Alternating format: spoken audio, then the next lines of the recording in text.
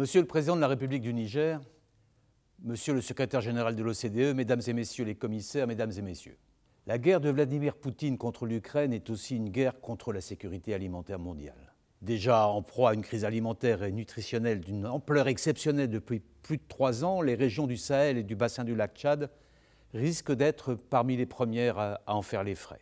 Soyons très clairs, si une véritable menace de famine pèse aujourd'hui sur des millions d'Africains, notamment dans ces régions très vulnérables, c'est parce que la Russie fait passer son projet d'agression avant ses responsabilités internationales. Si le blé aujourd'hui stocké en Ukraine ne peut quitter le pays et traverser la Méditerranée, c'est parce que la Russie a miné les ports ukrainiens de la mer Noire. Si la tension gagne aujourd'hui les marchés internationaux, c'est parce que la brutalisation de l'escalade russe met en péril toute la saison des semis et des récoltes en Ukraine. Ce sont des faits.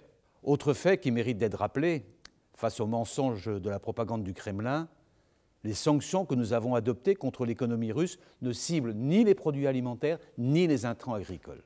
Les Européens n'accepteront pas que la Russie de Poutine utilise la faim comme une arme de déstabilisation massive au mépris des droits et des besoins les plus élémentaires des populations du Sud. C'est le sens de l'initiative multilatérale FARM pour la sécurité alimentaire des pays les plus vulnérables, dont le président Macron a présenté les contours le 24 mars dernier et qui a été endossé par l'Union européenne. Il s'agit d'abord d'agir ensemble pour rendre de la fluidité au marché agricole, afin d'éviter les pratiques de surstockage et de surachat et de restriction des échanges qui finiraient par provoquer elles-mêmes la crise qu'elles sont censées anticiper. Il s'agit ensuite de prendre les devants en préparant une réponse collective solidaire immédiatement mobilisable en cas de besoin.